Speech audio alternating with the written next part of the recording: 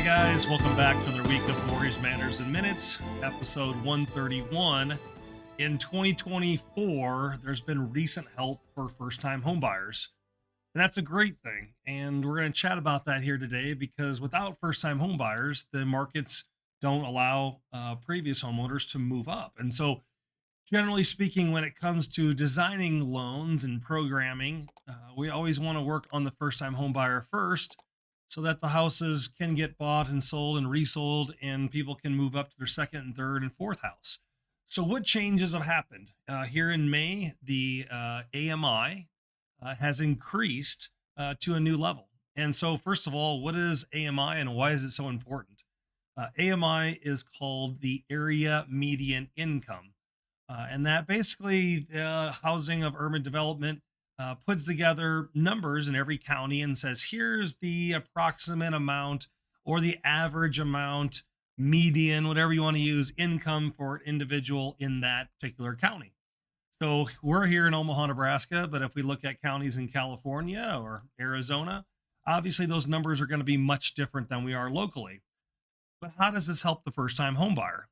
Well, nearly all first-time homebuyer loans have income limits, meaning you have to make so much money or less in order to qualify.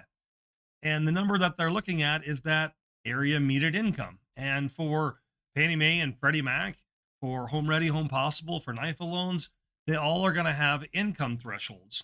And so what's nice here is every so often they will increase that area median income, that AMI, to keep up with the cost of goods, but also the increase in individuals' income that's made throughout the area and throughout the years.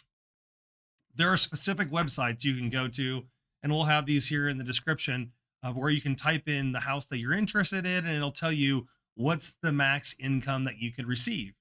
And again, that income will be calculated based upon all parties on the loan. So if you're married, or even if you're buying a house with someone else, they're going to factor in both incomes, and you have to be below that income limit for both people.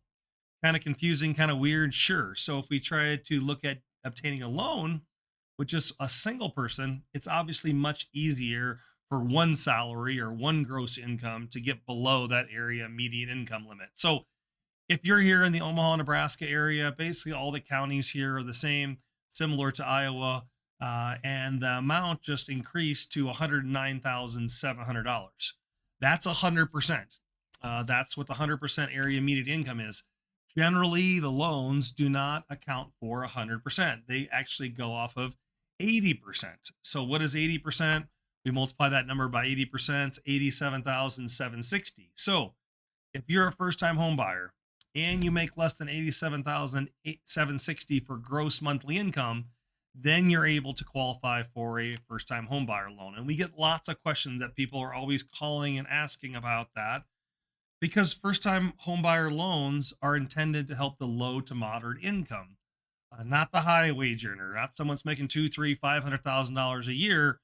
They make too much income for these qualifications. There are also some loans out there that go off of 50% of the area median income limits, and that right now here in the Douglas County area, Sarpy County area, $54,850. So as you can see, the special loans sometimes have special qualifications, and what we need to look at is the very first one out of the gate called area median income, and find out approximately how much income you make, because if you're over that threshold, there's no sense in looking at the first-time homebuyer loan if you're over that income.